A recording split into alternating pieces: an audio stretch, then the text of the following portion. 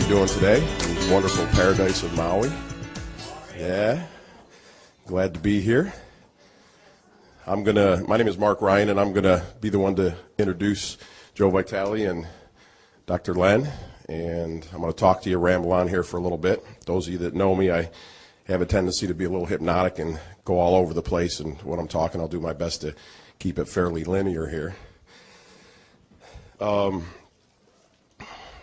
Last night, my girlfriend Kathy was asking me a question about looking around at all the beautiful people that were here and the great event of the luau for those of you that were here. And she asked me, she says, do you realize that if you hadn't introduced Joe to this, that all these people wouldn't be together? And, you know, there's part of us sometimes that wants to push things away and not accept it. And that part was going on, and I was like, well, maybe yes, maybe no. You know, this might have happened anyways and probably would happen, because to me it's about the energy, what Ho'oponopono is doing, what the divinity is doing, and it's that process that the divinity does through us brings us here together. And so whether it was me introducing Joe to it or somebody else, it was meant to happen. And the other thing I got thinking was, what if everybody in this room made this happen? What if all of you individually made this happen and caused me to be introduced to Ho'oponopono and then introduce it to Joe so we could all be here today and then take it out into your lives? How much farther can that go, and what's going to happen after this event? Hi, come on in. So I will start off back. On the way we were flying out here, there was a young lady back of us that lives on Maui, basically lives out of her vehicle and has some pets with her, and she started talking about the volcanoes in Hawaii. Had started going off last week, I think, again, some of the volcanoes, and they were flowing red rivers of lava. And it brought me back to a memory when I was a kid, and I remember reading this book as a child, and it had this lava flow on it, and it had green, a lot of green, plush green, and then had houses that the lava was coming close to. And this book was about this young man that lived on the big island of Hawaii, and what it was like to live close to a volcano and be around a volcano with the fear of the lava coming towards the house. And a lot of times when a volcano goes off, it gives a foreshadowing that it's going to go off. It'll give rumbles, it'll give a little bit of smoke going up in the air. People know the lava dome will start coming up. People know that this lava, it gives a foreshadowing. And I think what happened with me, what's happened through me throughout my life, and as we talked to Joe and Dr. Len and yourselves, there's foreshadowings of things. Things that you can look back in your past and say, were these little signs, were these little foreshadowings of what's happening now, what's to come? Excuse me. When I was in the military, I met a friend of mine. He was a roommate of mine when I was in Germany. And he was a Hawaiian, and his name was Howard Salmo, a good friend of mine that I'm getting ready to go see on Monday. And it's been 30 years since I've seen him, but he was just an amazing individual, and he taught me a lot about spirituality, and he would talk about some of the spiritual traditions of Hawaii and what went on here, and what some of the kahunas and the different healing techniques, and how the language is really a healing language, and the language is meant to bring positive things into your life and to bring healing into your life. And I'm probably not explaining it as well as Dr. Len could or Howard could, but it was a magic. And he would try to explain a lot of this to me and tell me some of the miracles and things that would happen. I wasn't ready for it at like 17, 18 years old, but it was a foreshadowing. It was kind of a rumbling of what was to come, even to the fact of Hawaii 5-0, watching Hawaii 5-0. I used to love that program and be really drawn to the island of Hawaii and what was going on and the people and the culture that were there. Excuse me, I got a little bit of a cold and flu that I'm still cleaning on here. Then, when I started getting to NLP and training with that, some of my teachers that I really started training with, they had also lived on the island of Hawaii and Maui and different places throughout and studied some of these ancient techniques, and they had come up with a process that was their own version of the Ho'oponopono that they had been taught. So again, it was a foreshadowing of what was to come. It was a different yet similar type of Ho'oponopono than you're going to learn over this weekend at the Zero Limit seminar. And many, many, many of those things have happened as a foreshadowing of this event. when I was in Mount Shasta, there's a lot of synchronicities that happen. I used to go there every year for about 17 years. I had a little booth there and started selling sunglasses there and did very, very well. And so I would drive from upstate New York every year, every summer, to Mount Shasta like a pilgrimage. And the synchronicities that brought me there, all the things that happened along the way. And I have a good friend of mine, his name is Obi Newman, and new man, Obi, new man. So I'm always saying, you know, Obi, a new man, which he always is. He came up to me one day and he says, you know, for some reason, I feel like I have to give this to you. And it was a pamphlet folded up with one of our other friends' name tag on it. And he goes, it's just, I think you're going to be interested in this. And it had blue lettering all over it, like a purplish blue lettering. And I say, okay, I'll take a look at this. And they had gone and seen Dr. Len for an introductory session. I think it was on a Friday before that. I went through, I read it, and it blew me away. And the great thing was, like, I got it. And again, let's go back to foreshadowing. Dr. Vitale recently had his book, Adventures Within, which is a personal tale about his spiritual growth and what had happened to him along the way. I had recently read that book, and in that book, it talked about the Book of Est from Werner Erhard and how much he liked it and enjoyed it. So I went out and got the book. It took a long time for me to get it because all the libraries didn't have it anymore, and they couldn't figure out. They're like, we don't know why people are taking this book. Well, I went to eBay and found out there's $95 because they're not printing it anymore, so I knew what all the college students were doing with the books to make a little bit extra money, and finally got one, a special edition with a credit card from Cornell University, and read it. And that book talked about being responsible. One of the chapters of it was being responsible for your world 100%. And I had to keep reading it over and over again. It was a simple concept, but it wasn't clicking in my head. I just couldn't get it. But yet something inside of me, that foreshadowing, knew it was powerful. It was really powerful. So I kept reading it, and then one day it was like, oh, I got it. I got it. And then it wasn't too long after that I went out to Mount Shasta and got this little pamphlet that talked about 100% responsibility. And I think it was an article from the Seattle Times. It was a New Times magazine or something where Dr. Len had done an interview, and I got it. It made sense. All the stuff that, and it was a similar type of foreshadowing that was recognizable within me. And that process there, through reading it and getting excited about it, I knew that there was going to be something happening with it. It was something big. A lot of times I talk to Joe and I get these intuitions and I say, I don't know what it is, but they come in these packets and it's like everything is there with it. And I know what's going to happen with it, but not necessarily how it's going to unfold. And soon after that, it was about a month later, I think Dr. Vitale had asked me if I would help volunteer with booths because I had been doing the sunglasses. I knew how to run booths. And he asked me if I would go up to the NGH, which is the National Guild of Hypnotherapists up in, I think it was New Hampshire at that time, Nashua, New Hampshire. And I was fresh off of this experience of reading his book and then getting the pamphlet and reading the pamphlet and getting it and understanding it. And there was something in the foreshadowing, because he resides in that same place within me, of that same energy. When I met Joe years ago, that same type of thing happens. Like, this guy's going to be my friend. I don't know why I know this, but I know this. He's going to be a good friend. So it was a foreshadowing that was in that same area. So Joe was kind of on the cusp with his spiritual marketing book and doing all the marketing of that spirituality. But I knew from Adventures Within that if he got this concept, that it would change the world.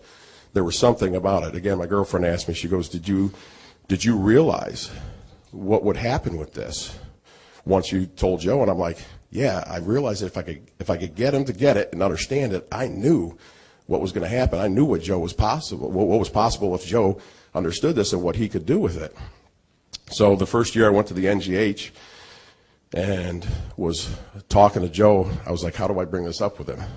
And I started talking to him. I asked him, I said, have you heard about this therapist, this doctor, psychiatrist in Hawaii that never saw any patients? I mean, took on a patient. I guess, Dr. Len saw him walking around looking at him in the court, but healed him.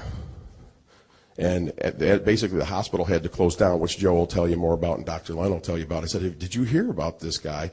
And all he did was pray over him.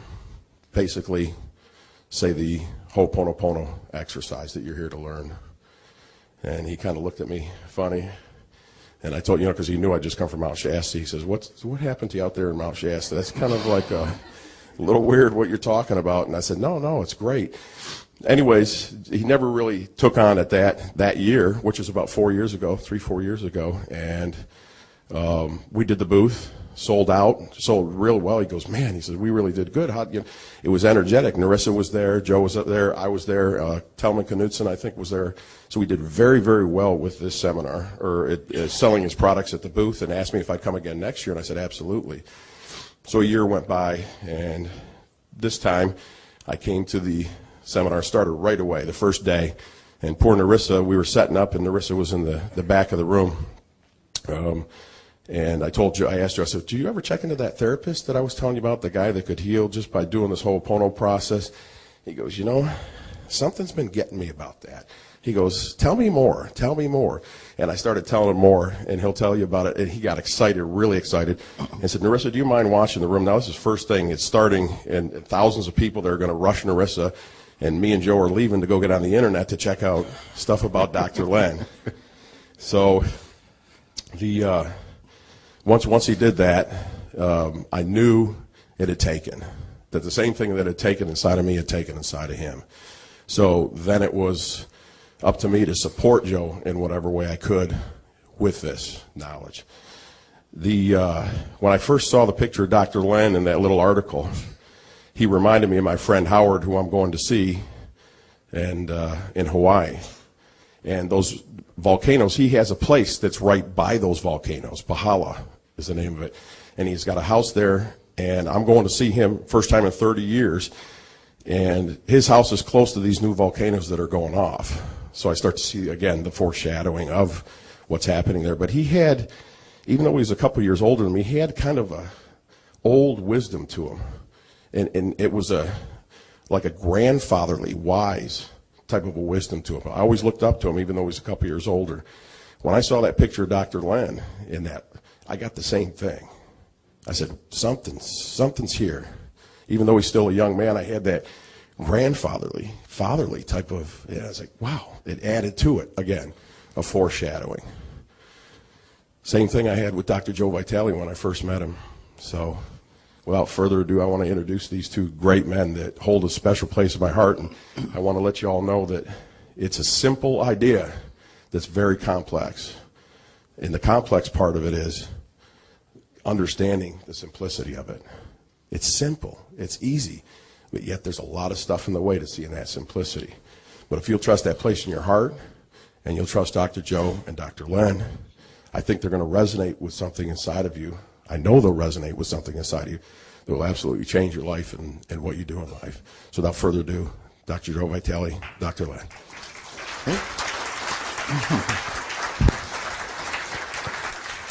Thank you.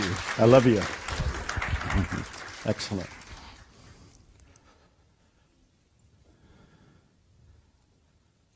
Good morning. I met almost everybody last night, and you all seem to be incredibly excited. I want to know why. What do you think you're going to get? Really, anybody? What do you think you're going to get? What are you excited about?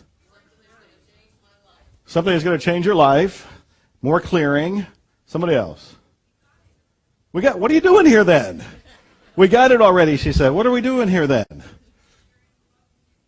We're sharing the love and the energy. We're networking with the big guy. but she pointed upstairs. She says, we're networking with the big guy. That's excellent. That's excellent. I'll tell you what I think's going on. First of all, I got no agenda. He has no agenda. I have no notes. He has no notes. We have no outline. We have no PowerPoint. He has no outline. He has no PowerPoint. I think that we want to go here. And this, to me, I end up calling the whiteboard. The whiteboard can be called zero. The whiteboard can be called God. The whiteboard can be called life. But as soon as you call the whiteboard anything, including the whiteboard, you're one step removed away from it. I think we want to be at zero. We want to be at the place of zero limits. And anything we say about what we'd like to get out of it, anything we say about what we would like to do, anything we say about what this is, anything we say about the beliefs and limitations is all our garbage that we've written on the whiteboard. Now, Mark gave you this wonderful introduction, and it is true. He told me that wild story about this therapist that worked for the mental hospital for the criminally insane, who somehow did not work one-on-one with people. He saw them in the halls, but somehow managed to heal them. I found that man. I interviewed him on the phone at first, and he told me his name, Dr. E. Haleakala Hu Lin. And he said, call me E for short. I said, thank you. I needed that break. So I talked to E and I asked him, is it true that you worked at the mental hospital? Yes. Is it true that you didn't see patients? He said, not professionally. I saw them in the hall. Is it true you helped heal them? He said, yes. And I said, what did you do? I was profoundly curious. He said, all I did was clear and clean myself. What does that mean? I clear and clean myself and mentally ill criminals get better? It did not compute. So he said, my whole job here, and he meant my whole job on earth, but he was also talking my whole job there at the hospital, is to clean. Explain that to me. He was very patient. He took 45 minutes with me. He did not know me. He had no idea who I was. He never knew that we would ever meet. He never knew that there would ever be a book. He had no idea we'd ever do seminars together. He was just being open-hearted with me. The divine said, answer the phone. I called. He answered the phone. He answered my questions. What he explained is he would look at patients' charts. Can I pick this up for a second?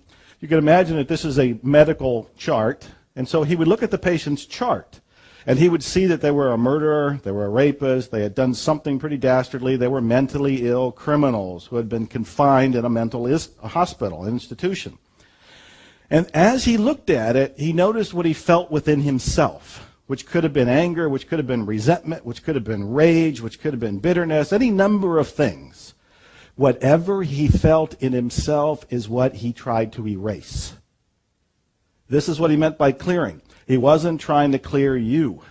He wasn't trying to clear the patient. He was trying to clear what he noticed within himself that participated in the creation of the patient. I didn't understand. I didn't get it. And I said, okay, how did you co-create them? How did you participate in the creation of a mentally ill criminal who you didn't know anything about, knew no history of, that you didn't know anything about until they got to the hospital? And then he said the most mind-stretching thing that still boggles my mind. And when we talk about complete responsibility, this has taken it to a level that nobody outside of this room, unless they've read Zero Limits or done a workshop with him, have ever considered. And that's the idea that most of you have heard, that you create your own reality. I see some heads nodding. In Dr. Len's world, and it's actually Dr. Hu Len, I've shortened it from E to Dr. Len, but it's actually Dr. Hu Len, if you want to say his name correctly. In Dr. Hu Len's world, he says, if you create your own reality and somebody shows up in your reality that happens to be a mentally ill criminal, you created them too. You create your own reality. They're in your reality. This is 100% responsibility to a degree that almost nobody hears about, let alone entertains or tries to live. So I did find him. I did do that interview with him. I did do a seminar. In fact, Mark Ryan and I did the seminar, the first one, together. And I did several seminars with him. I also brought him to Austin, where Suzanne and I had set up this dinner party. We thought 5 people might show up. We had like 75 people who showed up. They were just drawn to this whole idea. And then, of course, we did a preliminary Zero Limit seminar about a year ago in Austin. Didn't advertise it. I just wanted to see if Dr. Hulen and I danced well together. And we danced remarkably well together, letting the divine play the music. So he has agreed to come and do another workshop for today and tomorrow. When I say workshop, that's not making any sense to me. It needs to be called something else. It's not really a workshop. It's not really a play shop. It's not really a seminar. It's some sort of experiential, some sort of splash of the divine. And it is all driven by inspiration. as you'll be learning that you have a choice. Your choice is to come from inspiration or to come from memory in each moment. And virtually all of us are coming from memory. We're coming from something we've done before. We're coming from past programming. That's what we want to clean. That's what we want to erase. And as you erase that, you start coming from inspiration. And where does inspiration come from? The whiteboard or the blackboard. It comes from here. It's inspired. It just kind of bubbles up. And throughout the weekend, if it occurs to me, I'll tell you various stories about how that's bubbled up for me, how inspiration has just kind of showed up. And I say when inspiration shows up, your part of the deal is to take action. And then if you're actually clear, you'll automatically take action. That if you get an inspiration and you don't take action, it's because there's some sort of memory there that's causing you to not move forward. So hopefully you're all delightfully confused. And that's a wonderful place to be. Confusion is that wonderful state before clarity. So it is a great pleasure, a great honor to bring up here somebody who has deeply influenced my life, somebody who is a co-author for one of the most important books I've written, Zero Limits, the man of the moment, Dr. Hulin. Is your mic on? I'm going to make sure you're on. Say something.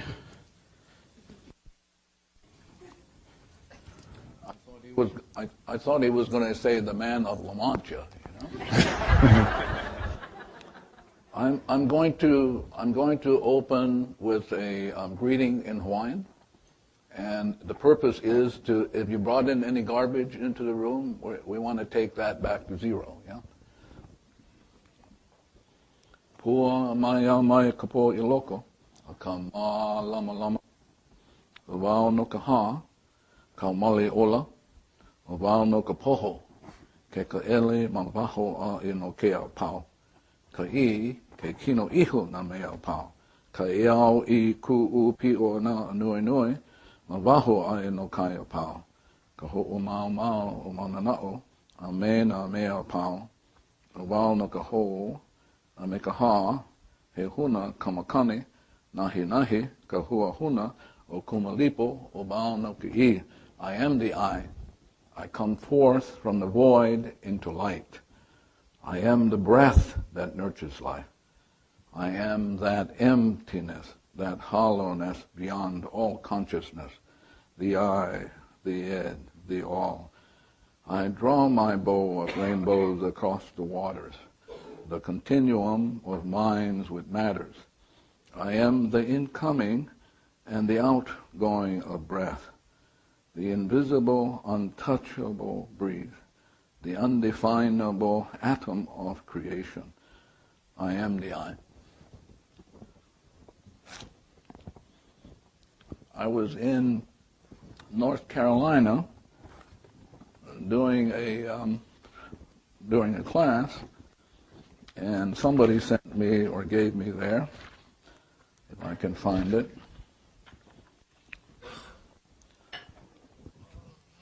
Somebody sent me a cartoon,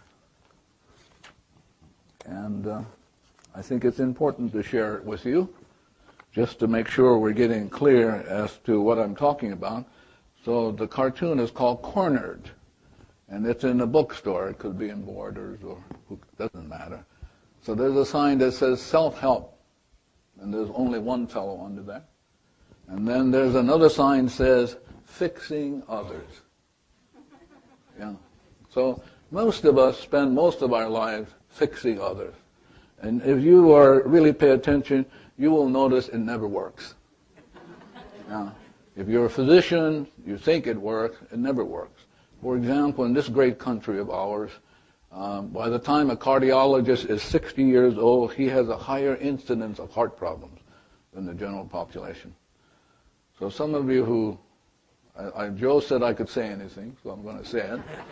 So some of you who are, quote, healers, I'm going to talk to you today particularly, because it's important for you to know what's going on in you. So I'm going to pose 5 questions today.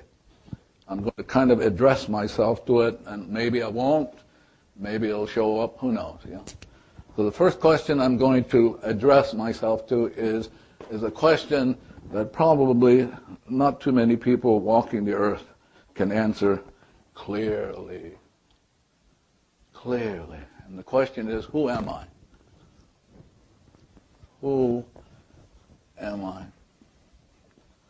As you know, the great philosopher Socrates says, know thyself.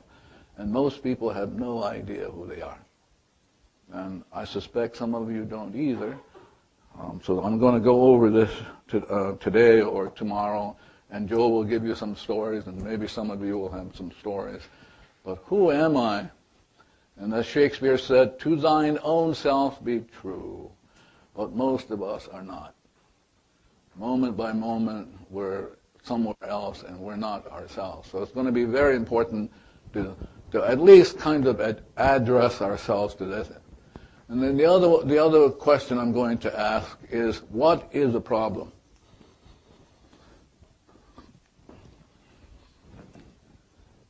And most people have no idea what this is. And if you look at the health system today, it's going crazy, because nobody in the health system has answered the question, what is the problem? Yeah? So it's very important to work with that and be very clear, because if you're not clear, you're going to be like a rubber ball bouncing all over the place and causing problems for everybody else. Then the third question, I think, is very important, and it's the question of 100% responsibility, is the question of where is the problem? Where is the problem? And this question deals with being 100% responsible. And as I say, kind of every class that I've ever given for the 25 years, the point always comes up, have you ever noticed that every time there's a problem, you are always there? Yeah. I mean, you are always there. Always. There's no exception. So we're going to look at where is the problem, because if you're not clear where the problem is, then too bad for the rest of us. Because as you get clear as to who you are, what is the problem, where the problem is, the rest of us will be fine. Really. But as long as you can't answer any of this, the rest of us will be in hell, and you will be the creator now. Yeah? So it's very important. And then the question is, how can the problem be solved? How can the problem be solved?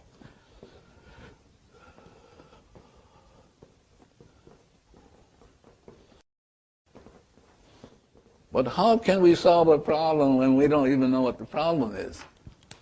How can we solve a problem when we don't even know where it is? Truly, we have no idea. So I'm going to deal with this, and it's this 3 and 4 deal with being 100% responsible. It's very, very, very important to be 100% responsible. And then the 5th question, which I've just thrown in since Japan. I came back from Japan, did a class there last weekend. The question is what is the purpose of existence?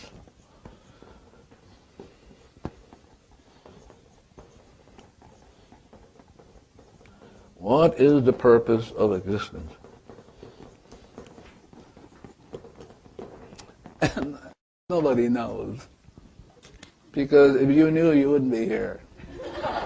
Really, you would not be here. If you knew what a problem was, you would not be here. You would be wasting your time. Wasting it. You could be walking the beaches of Maui, or go up to the place where I live on the Big Island, volcano, 5 miles from an active volcano, and any moment you go, and you're gone. You know? But since I live part of the year in California, Woodland Hills, you could go, be gone too. Here's what I'm going to, Joe and I and whoever, I don't know where it's going to go. I don't care where it's going to go, really. I'm just putting it up. And you're going to be You're going to be creating where it goes, and I'm going to be doing what I came to do and go, oh my God, and then start erasing. Yeah.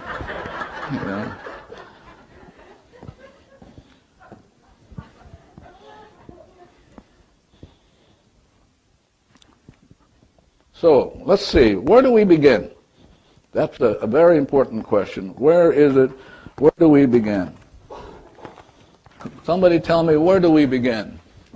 If we're going to solve these, we're going to answer these questions, where do we begin? And be clear. Again, he says he's giving permission to be profane. So most of what you're going to say today is bullshit stuff. I mean, you are. I've heard it before. It's going to be sheer bullshit. So I'm getting ready, and here's what I'm getting ready with. Maybe Joe wants to say something. No, I just have a mic to hand to whoever wants to say something. Right there.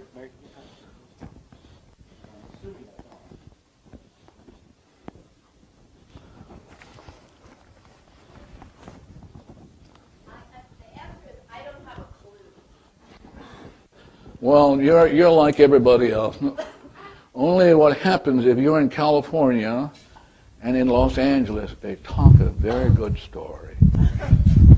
Yeah. Whatever reason, the Los Angeles folks around Los Angeles, they'll always say, I know, and you know it's bullshit stuff. I mean, it's all bullshit. So maybe somebody would like to contribute to the bullshit, So I have here what is called an eraser. So as you're talking, I'm watching the room, watching the cosmos, watching the plant, watching all this, and it's only an opportunity for me to erase. So fire away. And you have to, for me, you have to speak very slowly, and I would ask you to stand up so I know where the trash is coming from. Now, we're going to make the point now. So listen, he is not talking. I want you to be clear about that. When he speaks, he is not speaking. It's data speaking in his soul. So he's not speaking, because if he was at zero, he would have nothing to say. So I'm going to make this point over and over again, that you were created in the exact likeness of the divine, pure and perfect. Pure. So who you are is a divine being that's perfect already. But you happen to talk trash. Yeah? So let's listen to a divine being talk trash. Yes, sir. So once I heard that there are no problems. I'm sorry? Once I heard that there are no problems, but only situations. What does that mean? It means that it becomes a problem because of our understanding it as a problem. No, it becomes a problem because it's data. See, now if, for example, you were at zero, you'd be fine. But as soon as you start talking, you're talking, as Dr. Vitale is saying, you're talking this. But here's who you are. But when you talk trash, this echoes the trash. But if you were already perfect, you wouldn't say anything. Zero. So what you're saying is nonsense. So I'm going to hit like that because I want to make sure you don't get away with bullshit. Any more questions? Yeah. So now where you want to be, so I'm going to erase the board and I want you to watch this. You will know, you will realize I cannot erase zero, but I can erase data. So I'm going to erase the data. And as I erase the data, I'm leaving you behind.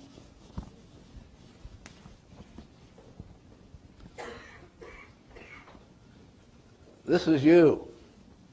This is what Shakespeare called blank. This is what Goethe in Faust calls stillness. This is what Jesus called purity of soul. This is what people like Buddha says void. So when you're at void, you're free. Clear. peace beyond all comprehension. This is you. This is chaos. This is chaos on you. This is disease. This is problem. And this is what Buddha calls suffering. That when the data plays, which is a memory replaying, as Dr. Vitale pointed out, you're stuck.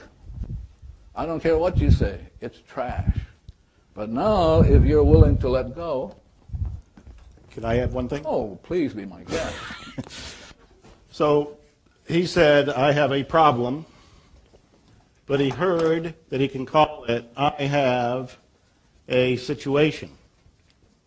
I'm writing it down so that you can visibly see that this is just data reframed with a different word in it. It is still a program, it is still trash, it is still something that can be erased. It's exactly the same thing, you just used a different word on it, but that word was also taking you away from zero. Taking you away from yourself. Pure in heart. You have given up. Don't go away, Dr. Vitale. Come. So you have given up yourself, pure in heart, for trash. Trash. I mean,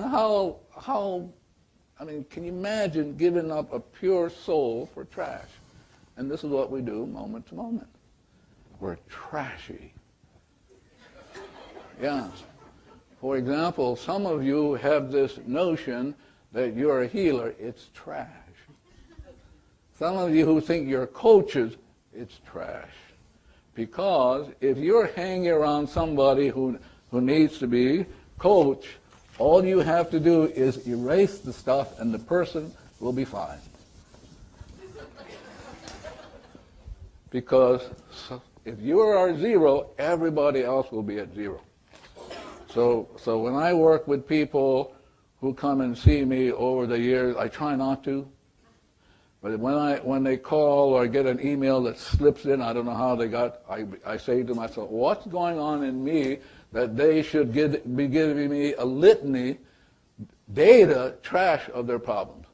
And so now as I begin to erase the trash in me, it gets erased in them, and they never email me again. Now, the only thing I don't know, and Mr. Joe Vitale will have to tell me, is how to build them. Yeah.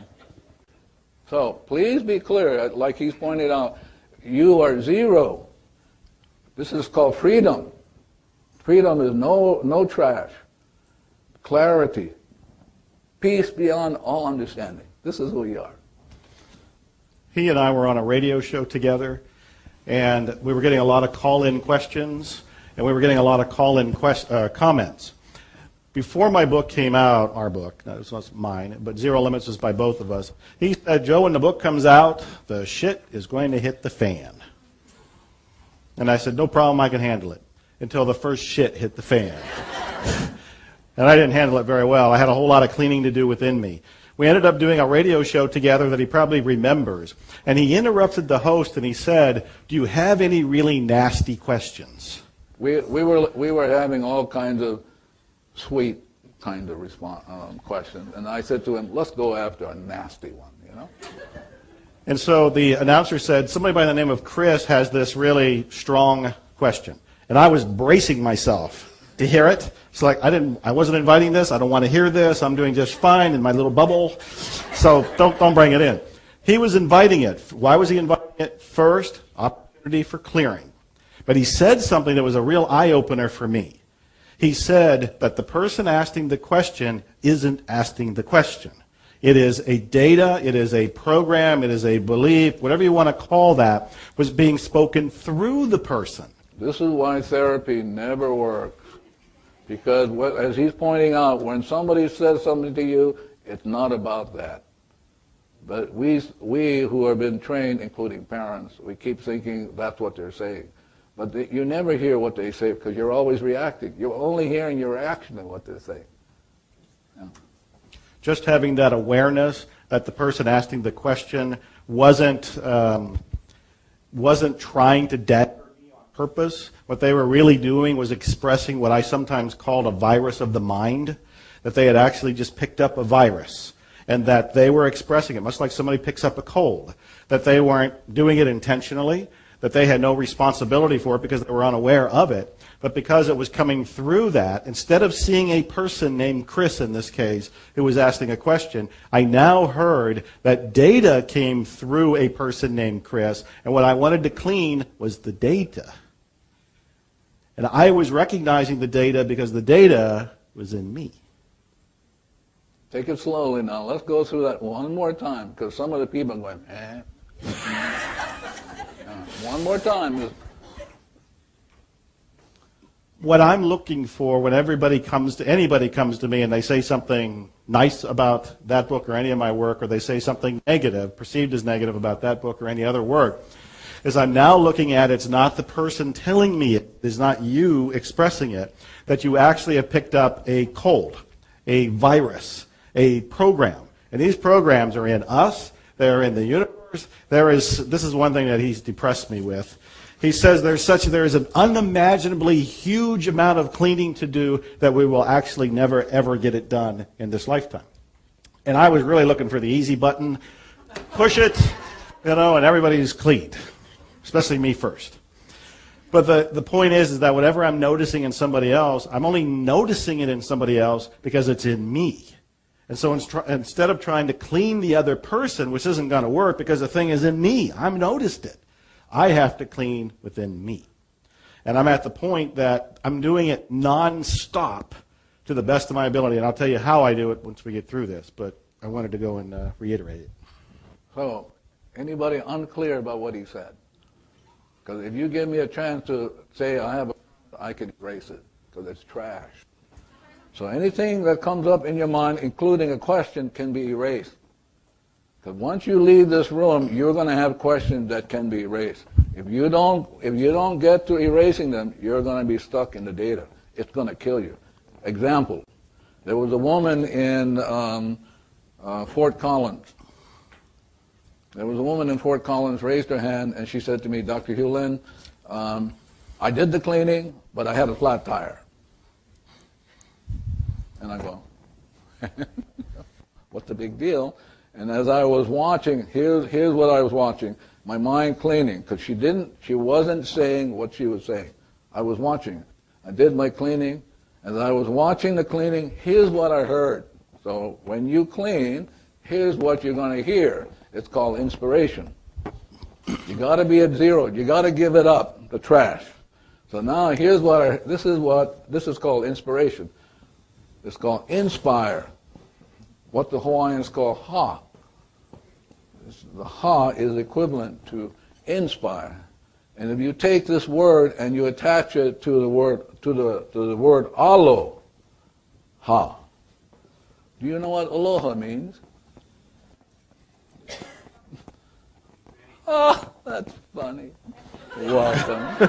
Trash. Tell me what aloha really means. Yes, to be in the presence of God. So if I say aloha to my friend here, I'm acknowledging I'm in the presence of God and I shouldn't be screwing around. Because if I'm angry with him, it's being angry against God.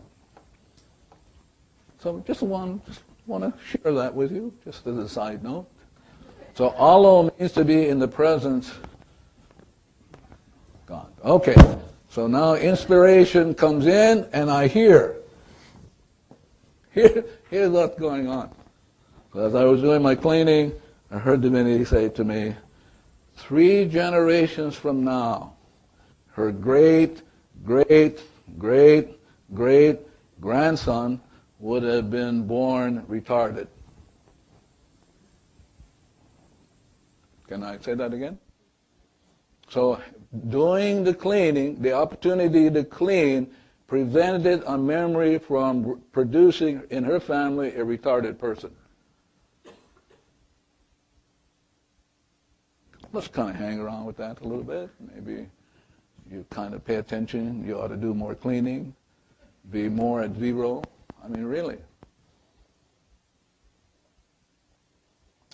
In Charlotte, I was doing a class in Charlotte. A woman says, I only have a small question, Dr. Ulan. Bullshit stuff.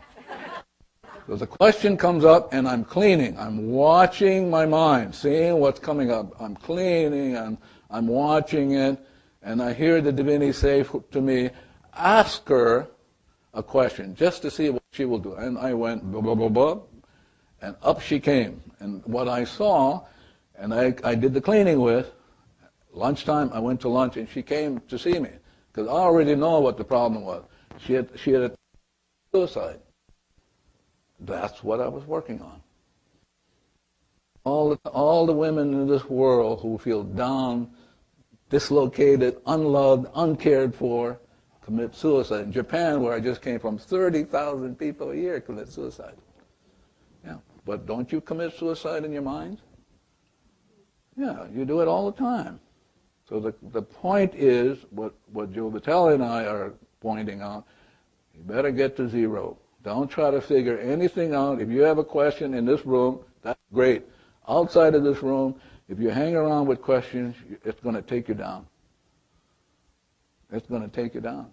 I'm only here to say hello. We're going to handle questions in this room, but I want the questions will teach you more. Yes?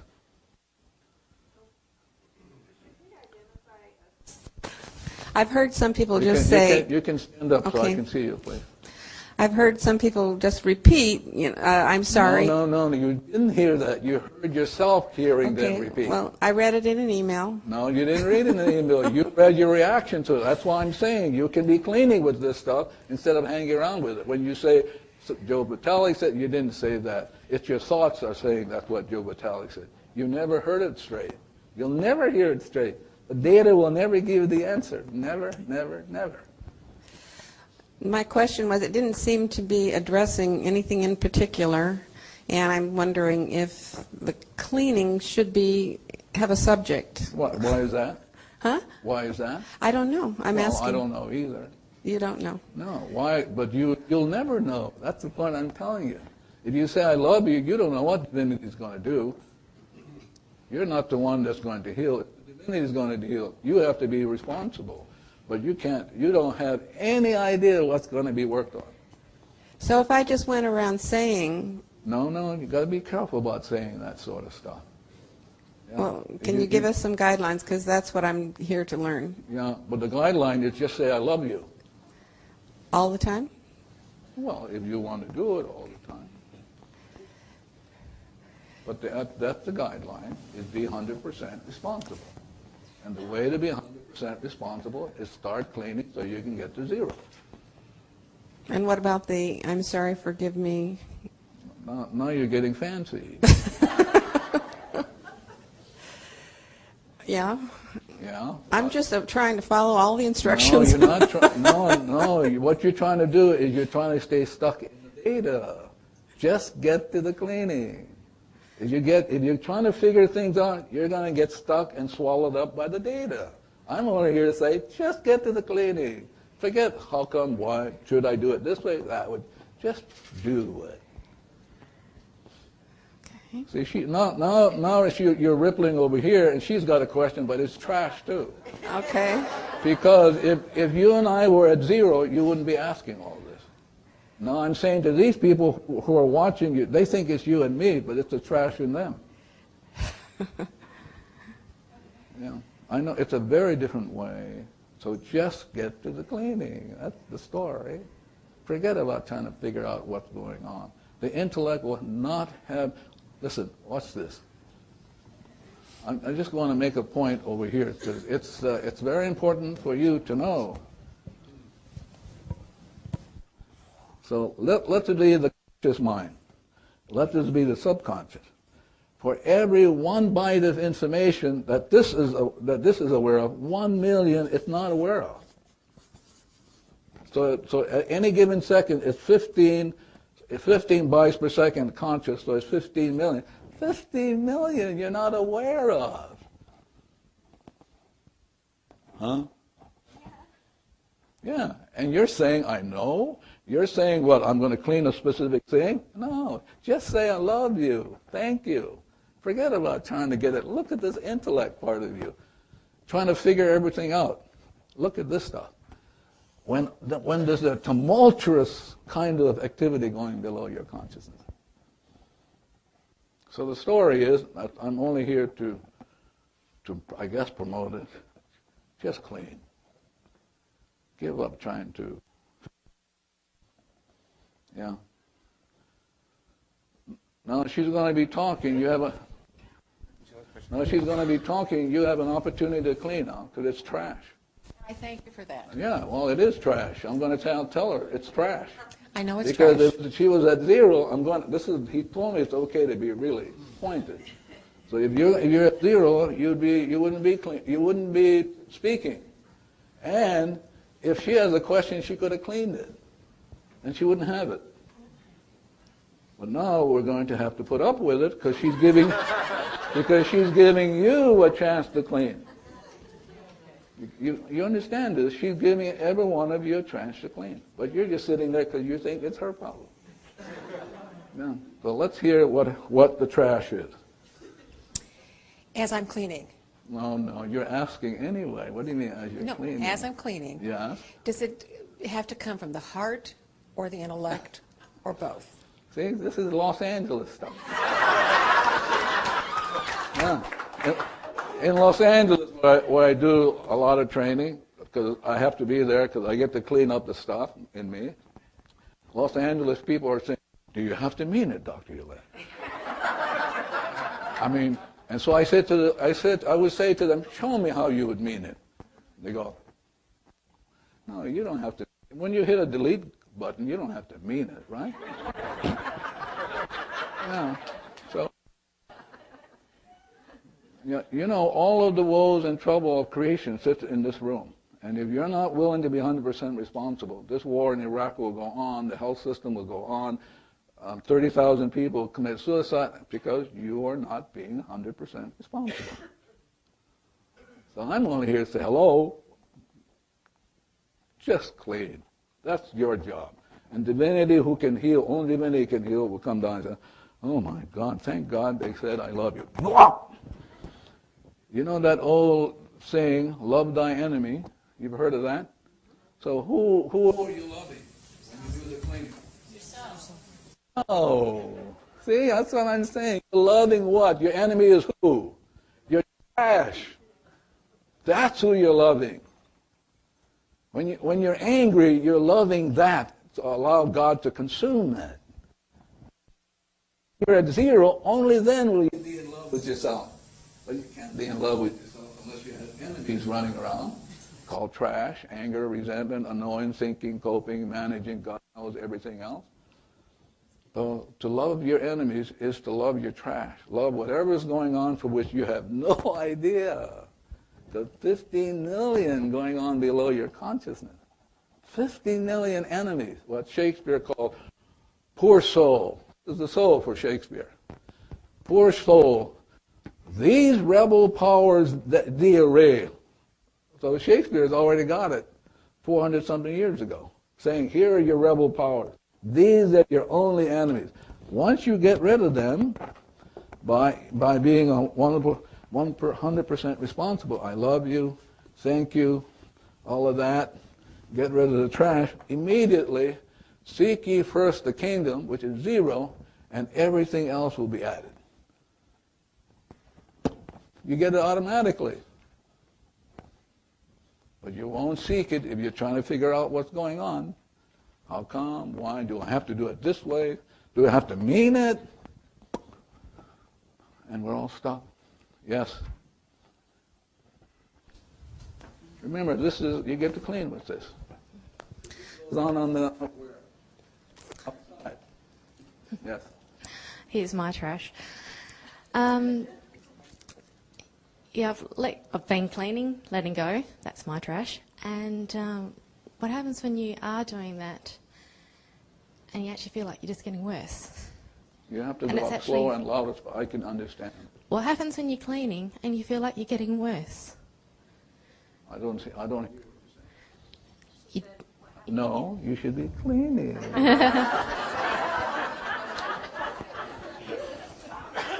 I mean, you should be cleaning.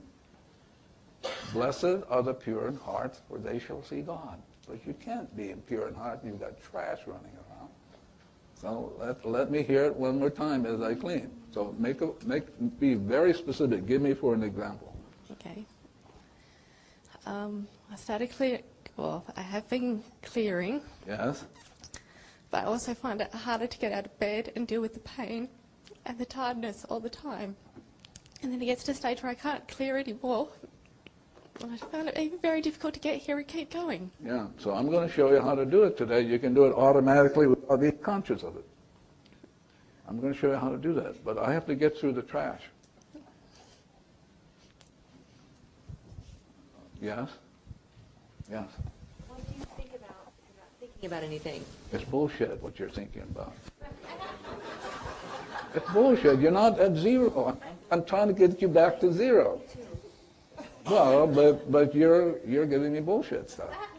Yes, probably. Yeah, not probably, you are. Yeah. So I'm saying to you that if that guy was cleaning, you wouldn't have asked that question. But see, he thinks it's you. I mean, really. Because you can only ask a question if he had it in him already. You guys need to know that. That all of the woes and problems are already in you. You already came in. So if you were going to ask that question, you've asked it 1,000,000 times. But he was around too. He could have been cleaning. Had he cleaned, you would not have asked that. He would have erased it. This is really beautiful if you're willing to be yourself. So why don't we just all ask crazy questions and just all day and Well, because you're going to be like you. There's going to be people around you because you're asking questions. You're making comments. But can you imagine if you were constantly cleaning, everybody would be in heaven. That's what they do. This is what the training of folks around all of you. You're going to help people. What a bunch of bullshit stuff. You're the problem. So now let's say he's a client. He's going to come and see me. I have a schedule. He's going to see me next week. Boy, I start cleaning with whatever I have with him. I'm going to start cleaning because when he shows up, we will have an easy time, have coffee, and he'll pay me $250. Yeah. I mean, right? Well, why couldn't you do it? Because you think you're going to help him. He doesn't need help. He's already perfect. What is imperfect is the data in you that says otherwise. That says otherwise. All of you walking around. So we say, well, he's got a problem. No, we got a problem. And I'm here to tell you, listen, it's over here. It's only over here. It's only data. Everybody's perfect. The universe is absolutely, God only creates perfect universe. Well, my God, what is imperfect? Just the data. The data where? In you. And if you don't get to it by being 100%, we're all going to be stuck. I'm going to be doing my cleaning, but if you get stuck by thinking, coping, boy, this is the 15 million going on. I'm going to be doing my cleaning, but some of this data I will not be aware of if you're in Thailand somewhere goofing off. I'm going to be stuck, and so will my grandchildren, my great-grandchildren. And we'll have the wars over, another Vietnam, because none of us are 100% responsible. So the only question is, are we going to get 100% responsible, and how do we do that? Simply, like Joe Vitale says, just cleaning. So you can be zero, and once you're zero, everybody else can be zero. So here's the way it works. Simple to do, but I'm going to show you 3 states of being, only 3 states.